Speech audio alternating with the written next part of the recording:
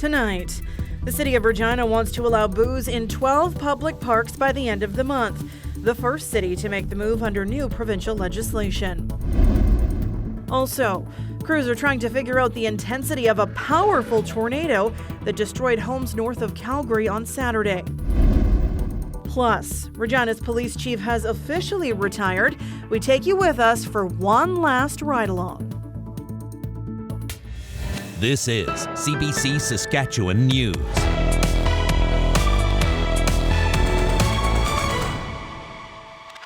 It is Monday, July 3rd, and the CBC Saskatchewan News starts right now. Good evening and thank you for joining us. The city of Regina wants to allow alcohol consumption in 12 public parks by the end of the month. It's the first Saskatchewan city to make the move under new provincial legislation. The mayor of Saskatoon has said it's not a priority for his city right now. As Adam Hunter reports, Regina has left the two most well-known city parks off the list. Kiwanis Park in Regina is one of 12 parks where you may soon be able to legally have a beer.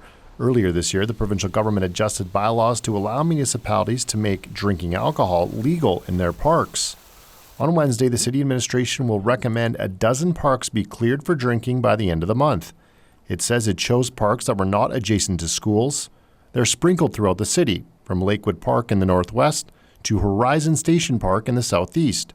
Conspicuously absent from the list is Victoria Park in downtown and Wascana Park. In the city report, Regina Downtown said its members would not support alcohol in Victoria Park or on the plaza. As for Wascana Park, it's a shared jurisdiction of the city, province, and the University of Regina. It's controlled by the Provincial Capital Commission. The PCC was not available for comment on Monday.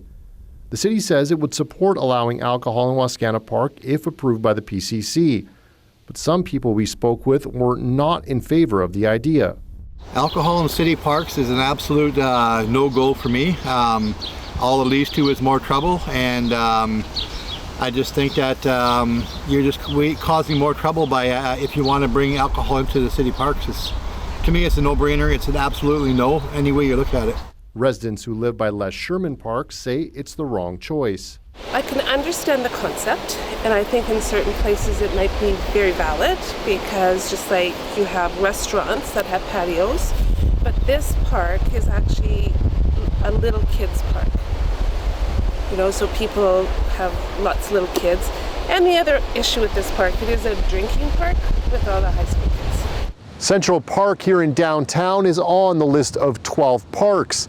City administration is suggesting that alcohol would only be permitted in certain areas, likely near picnic tables and benches and away from play structures.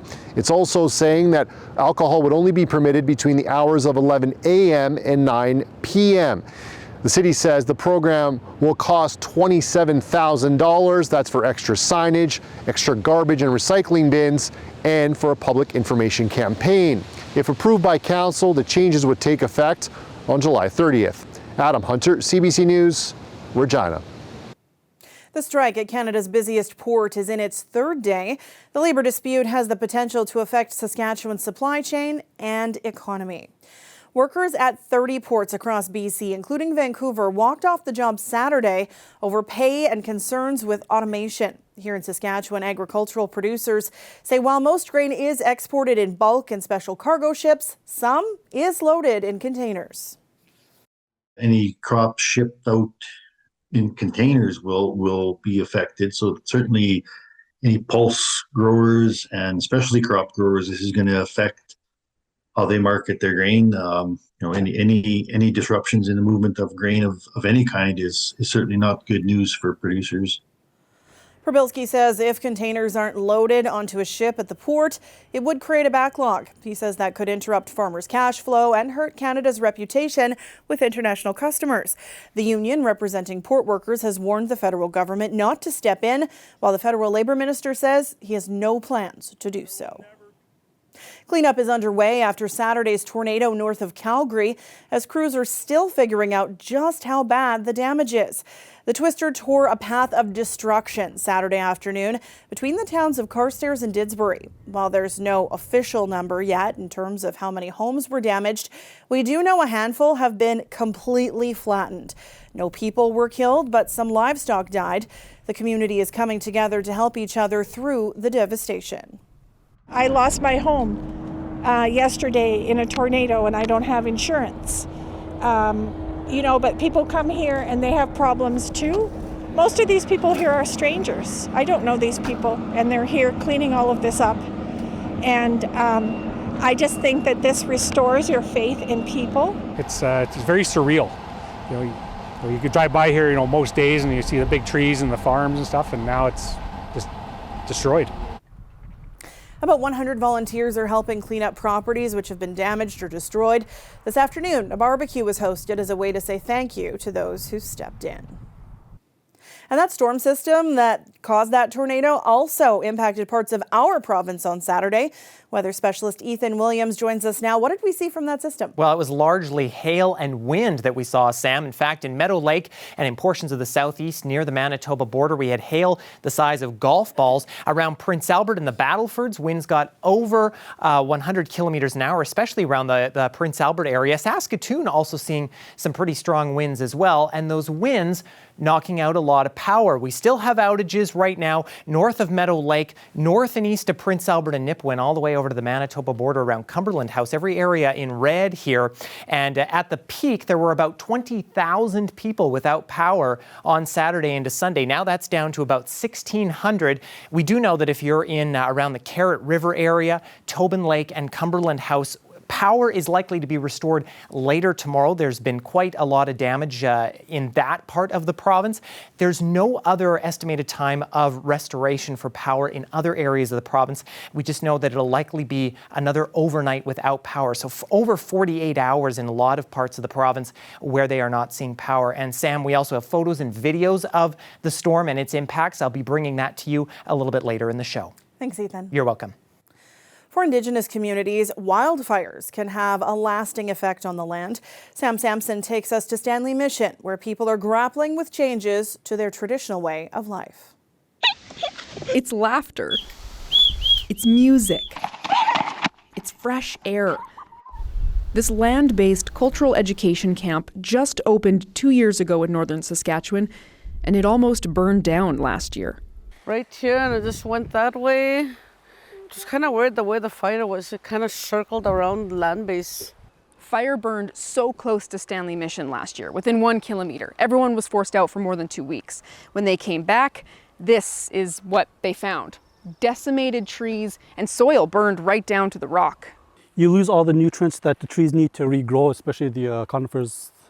They need that mineral to be able to regrow itself. So it will grow eventually once it starts coming back, but it will take years. Fires are a natural part of a forest's life cycle, but what's happening this year is not natural. This is Canada's worst fire season on record. Hotter fires are burning more land, altering the environment. Less vegetation, fewer animals. It changes everything for people who live off the land year-round.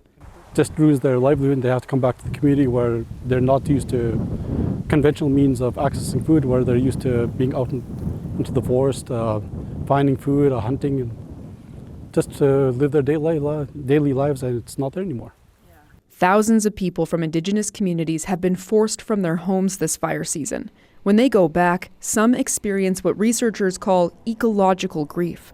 When you're trying to kind of find yourself after returning after a fire evacuation, and one of the things that really grounds you is being able to go out and participate in your cultural activities, but you can't do that. It's very difficult for people to cope. You sand that down. While Sylvia McKenzie says there will always be a connection to the land, she's already noticing changes. We didn't do rabbit snaring here. We'll let them reproduce, because we used to see lots of rabbit tracks out there. But this year, not so much due to the fire. Traditional ways threatened by a modern-day crisis. Sam Sampson, CBC News, Stanley Mission, Saskatchewan. The Saskatchewan Roughriders are back at practice after a bye week, and it's a short turnaround. The team is hosting the winless Edmonton Elks on Thursday night at Mosaic Stadium. It's already the second time these teams have faced off. The Riders squeaked out a 17-13 win in Week 1 in Edmonton. Head coach Craig Dickinson says he does expect the Chris Jones-led team to be desperate for a win, but he says it doesn't change anything. No, we think we're going to see some different stuff than we saw the first game, but we focus a lot on ourselves and we just want to improve what we're doing. So whether we're playing a team for the first time or the third or fourth time, preparation's the same. The Elks have lost their last 3 games by 12 or more points, including a 26-7 thumping to the Ottawa Red Blacks last week. As for the injuries that have seemingly piled up for the Riders, Dickinson says he's not concerned, that they do have enough depth.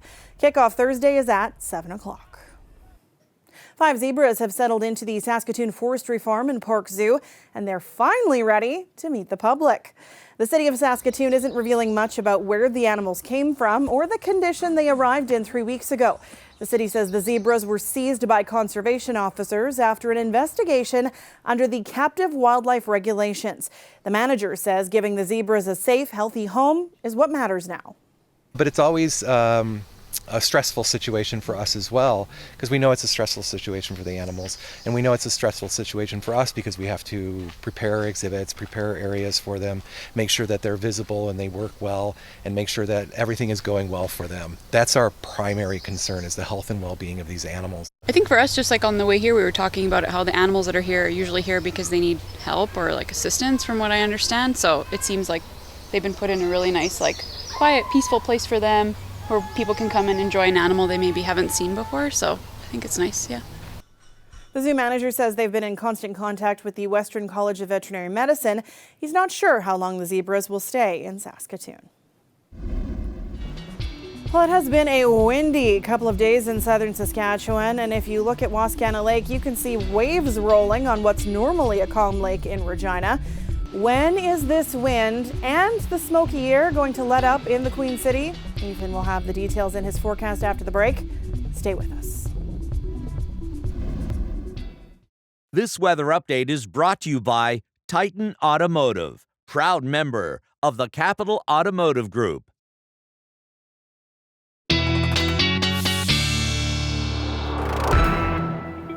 And our weather specialist, Ethan Williams, joins me now. It has been so windy, my allergies are out of control. Oh, I know. I think everyone is really feeling the effects of the wind and the smoke. And, well, your allergies will be really out of control if you were in something like this. This is what the wind did on Saturday with those storms that moved through. This is from Cynthia near Borden. This is on Highway 16 near the bridge that crosses over the North Saskatchewan River. A little mini dust storm happening here with all those strong winds that were happening. Thankfully, she quickly got out the other side of this, but of course, visibility significantly reduced as a result of all those dry conditions and the dust being blown around. This is what the winds did in Nipawin. This is from Barb, who unfortunately lost her trailer, and there's actually a boat on the other side of the trailer there that she lost there too. Lots of tree damage in Nipawin, and of course, the power is still out in that area, even at this hour now, and the winds still very gusty, really province-wide. They were up around the 60 to 70 range just a little while ago. They've died back down to around 50 or so in a lot of areas in the province, and that wind has been pulling in the smoke from Alberta, and as a result we still have that air quality advisory in effect for Regina and southern Saskatchewan. Air quality health index actually didn't get as high as we were expecting this afternoon. It could have been worse, but still you can really smell that campfire type smell out there. But the winds are actually going to be a help for us as they're coming from the west again tomorrow, and they're going to blow that smoke out of there. Likely going to see those air quality statements drop off, but for the north, they could reappear heading into Wednesday as it looks like some smoke could return. And it'll be gusty again tomorrow, unfortunately, between 40 and 50, especially in eastern sections of the province. Heading into Wednesday, though, it looks like we have a little bit of high pressure moving in. That's going to reduce those gusts. As I say, they'll be a little bit stronger in the north, and that'll pull that smoke in. Here's this low pressure system. It brought those storms on Saturday. It brought lots of rain to northern Saskatchewan. That's going to begin pulling out overnight tonight. Some showers and storms still possible, especially in the north.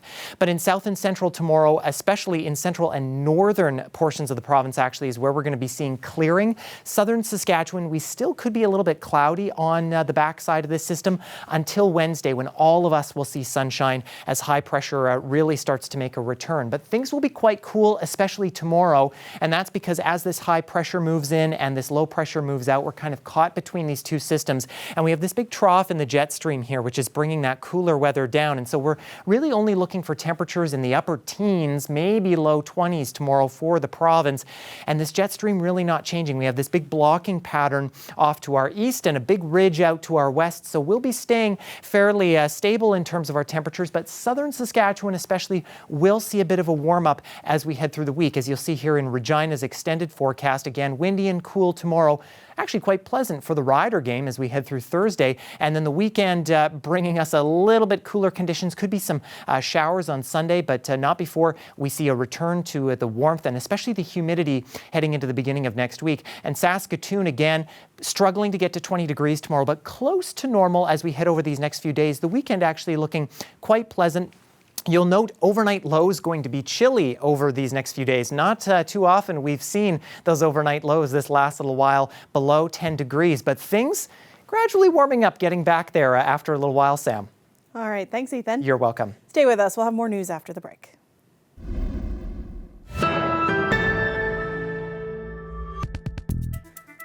After 28 years of policing, Evan Bray did not have to set his alarm clock this morning. That's because the man who was chief of the Regina Police Service retired on Friday.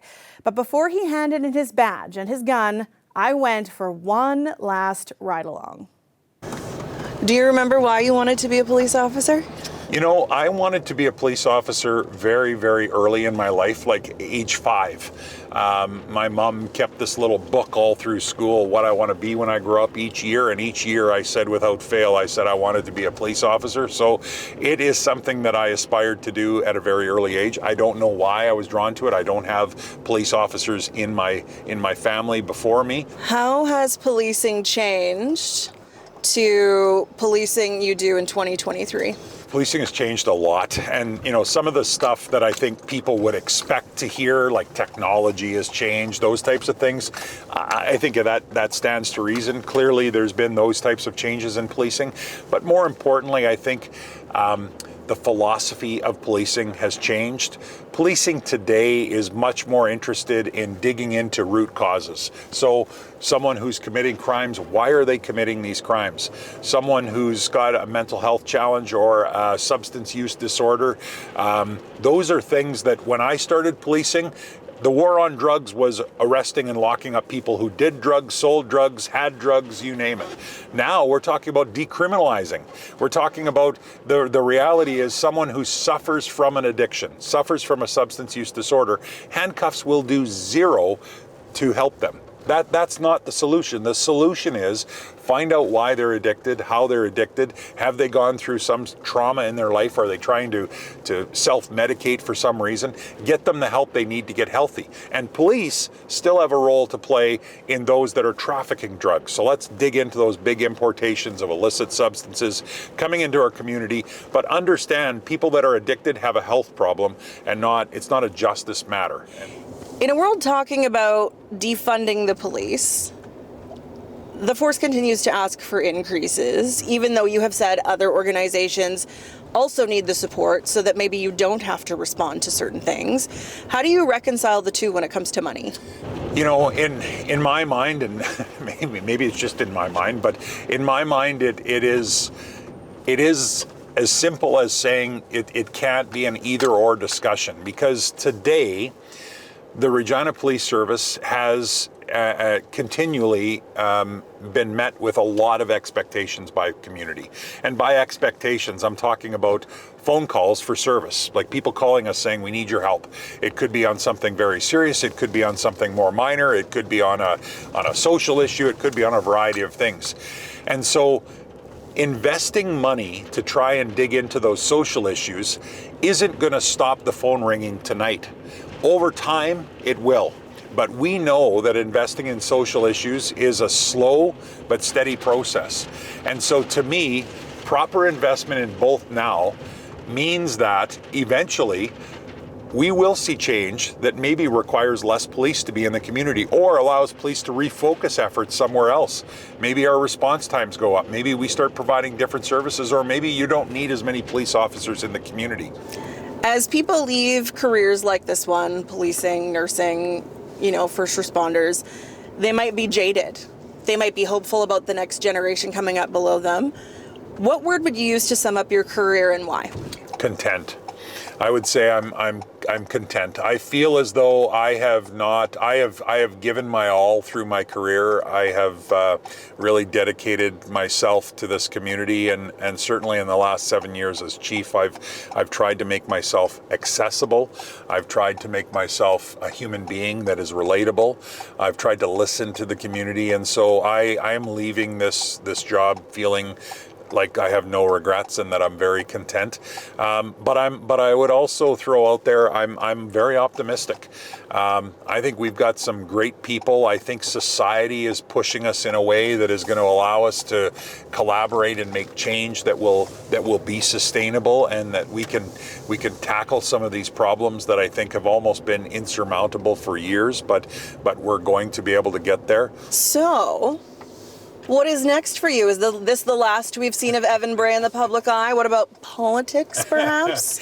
So, it's funny. Right now, I feel like I've been doing politics for the last 7 years as chief of police. This job, although it's not partisan, it swirls around political talk, political discussions and challenges. So I really do plan on just taking a little bit of time to figure out what is next. I want to do something else. I'm 53 years old, so I joke sitting in a rocking chair isn't quite where I'm at just yet. I want to do something, but I also want it to be something that kind of fills my bucket, something that I like and enjoy. I love this community and I love this province. I have no desire to become, transplanted somewhere else in Canada or to live somewhere else. Saskatchewan is home for me, and so I'm happy to be staying here. But I'll take a little bit of time, enjoy the lake this summer, help my brother with harvest this fall, hopefully out at the farm, and then figure out what is going to be next.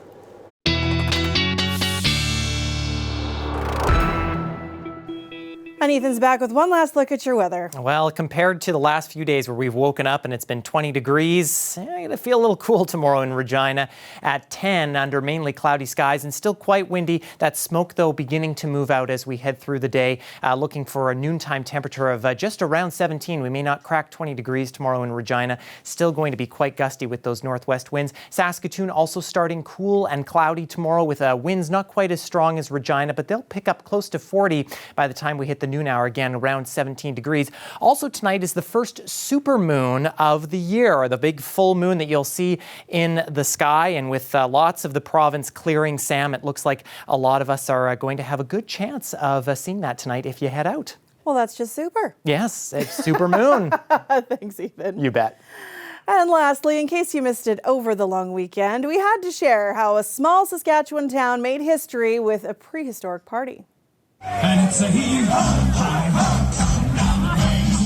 The town of Dundurn broke the Guinness World Record for the most people in inflatable dinosaur costumes. The community is home to 600 people. They hope to have about 400, but the turnout was dynamite. They had more than 1,100 participants. That is triple the previous record. Organizers carefully recorded all of the T-Rexes and other dinos, and now they will submit that information to the Guinness Book of World Records. They are confident, though, that no one will triceratop this. It's a lot of puns in one story. That is it for us tonight. For news anytime, you can always head to our website or subscribe to the CBC Saskatchewan YouTube channel. Ethan and I will be back with more local news and weather tonight at 11. Thank you for watching and have a great night.